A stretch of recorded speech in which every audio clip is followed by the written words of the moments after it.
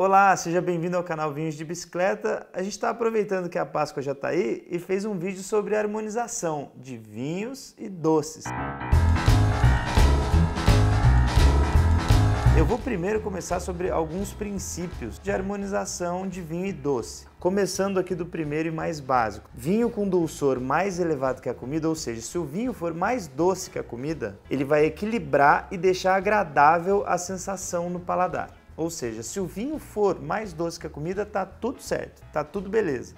Agora, e se for o contrário? Se a comida for mais doce que o vinho, principalmente pensando nas sobremesas, né? Pega uma sobremesa mais doce que um vinho que você está tomando. Vai causar uma desarmonização. Por quê? O vinho vai parecer mais azedo, mais amargo e menos frutado. Então essas três coisas vão acontecer com o teu vinho. Por isso que tem uma harmonização que muita gente faz em casamento, principalmente, que está longe de ser ideal, que pega lá um espumante brut, que não tem tanto açúcar residual, por ser brut, e vai lá e harmoniza com o bolo de casamento. Você está piorando a degustação do teu espumante. Você está deixando ele mais azedo, pode deixar ele um pouco mais amargo, nem sempre vai acontecer isso, mas vai deixar ele com menos sabores de frutas, ou seja, não é legal fazer essa harmonização. Se for para bolo de casamento, vai para um moscatel que vai ficar muito mais legal.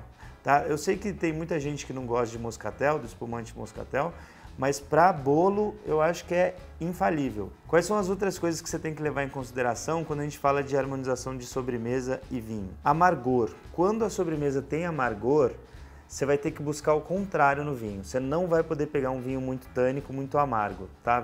Vou te dar um exemplo de vinho tânico de sobremesa. Vinho do Porto tinto. Ele é rico em taninos, ele tem potência de tanino no nosso paladar que vai trazer um pouco de amargor para essa degustação. E aí, se a sobremesa tiver amargor também, vai causar uma sensação desagradável. Amargor com amargor é legal você evitar. Nesse caso, por exemplo, pega aí uma sobremesa como o tiramisu, que tem café, qualquer influência que vá para esse lado mais amargo, você no vinho você pode até buscar tipicidade aromática. E o que é tipicidade aromática?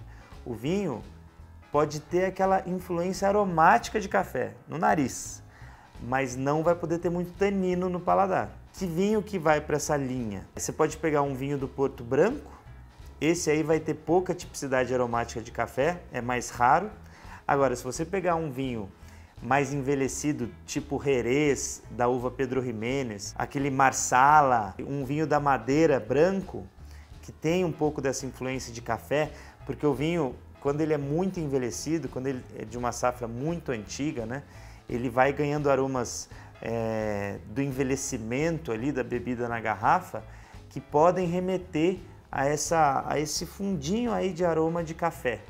Só que ele não vai ter tanta, se ele for feito com uvas brancas, ele não vai ter muito tanino. E é isso que causa amargor no paladar. Não tem problema nenhum seu vinho ter aroma de café. Você só vai ter que evitar o amargor do tanino no paladar quando tiver café no meio, só isso. E aí uma dica, a última dica aí super importante, quando a gente fala de harmonização de sobremesa, álcool e acidez são importantíssimos para equilibrar o dulçor do alimento. Então não tem problema nenhum você pegar vinho alcoólico e com acidez elevada, porque para equilibrar o dulçor do alimento, o dulçor da sobremesa, vai ficar sensacional. E aí que volta na jogada o nosso amigo vinho do Porto. Principalmente com chocolate. Vinho do Porto, se você pegar um Rubi, ele tem um dulçor acentuado, que é um vinho do Porto de entrada, vamos dizer assim, né? O Rubi é o mais fácil de você encontrar. E ele você vai poder harmonizar com chocolate ao leite, só que tem que tomar cuidado com esse dulçor do chocolate ao leite. Se for um chocolate muito doce e passar o dulçor desse vinho do Porto Rubi, pode não ficar muito legal. Agora, se você for para um meio amargo, aí eu acho que já vai ficar uma harmonização bem fácil, assim. O vinho tem que sempre ser mais doce. Aí você fala, pô, Rodrigo, então e se eu pego uma sobremesa tipo um pudim? Pudim é complicado mesmo, porque ele tem muito açúcar, né? Vai leite condensado, é aquele balde de açúcar, que é a sobremesa que a gente adora. Você vai ter que buscar um vinho de sobremesa bem doce. Aí você pode falar de Tokai, que são aqueles vinhos de sobremesa de uva botrytizada, são extremamente doces, eles próprios parecem um pudim, assim. Ou, de novo, o Jerez da uva Pedro Ximénez, que é também um estilo de vinho de sobremesa extremamente doce. Além dessa escala de dulçor, o que você tem que avaliar bem é o peso de língua, o corpo daquele vinho e daquela sobremesa. Vou te dar um exemplo prático aí. Eu citei no começo desse vídeo o moscatel com bolo.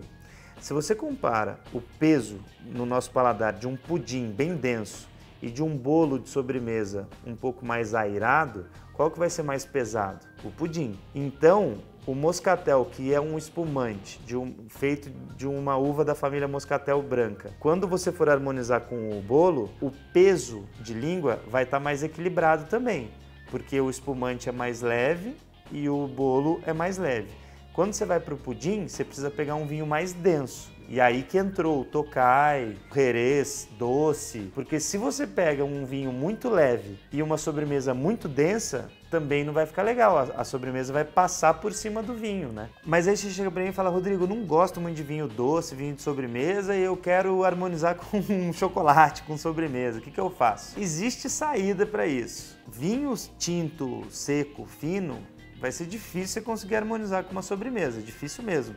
Porque a escala de dulçor dele vai ter que ser mais elevada do que uma sobremesa, então é meio difícil você encontrar um. Mas tem lá os vinhos que entram até no Brasil como meio secos, que são os vinhos feitos com a uva Primitivo, lá na Puglia, lá no sul da Itália, que é uma região quente. Essa uva, a gente já fez vídeo sobre ela aqui, que ela é uma uva que ela amadurece bastante, fica com bastante açúcar residual, o vinho feito com ela, bastante alcoólico, bastante açúcar residual. Aí eu acho legal você começar por uma harmonização desse tipo, chocolate meio amargo, e aí você vai harmonizar com esse Primitivo meio seco. Aí pode dar uma liga legal, porque o vinho vai ser mais doce que a escala de dulçor do chocolate, e o peso deles também vai ser o mesmo, que vai ser mais pesado na língua. Os dois vão ser mais pesados na língua. Então, essa harmonização pode ser legal se você não gosta muito de vinho de sobremesa. O mais indicado para harmonizar com sobremesa é, de fato, vinho de sobremesa. Quando eu falei das harmonizações, eu não citei o vinho que está aqui na minha mesa, né? Isso aqui é um vinho santo feito com uvas passas, né? Uvas extremamente maduras lá da Grécia. Parece um pudinzinho líquido na taça, uma delícia também. Agora eu vou acabar essa bandeja de chocolate aqui com a produção, tomar esse vinhaço aqui. Se você ficou com alguma dúvida sobre vinho do Porto e Tokai, que eu citei aqui como dicas de harmonização, clica aqui, ó, que a gente fez vídeos dedicados a eles. Então, aqui, ó, não sei onde tá, mas a gente fez vídeos dedicados a eles, né, essas denominações de origem aí, então confere aí. Até a próxima, a produção tá rindo aqui porque eu não soube onde vocês vão clicar.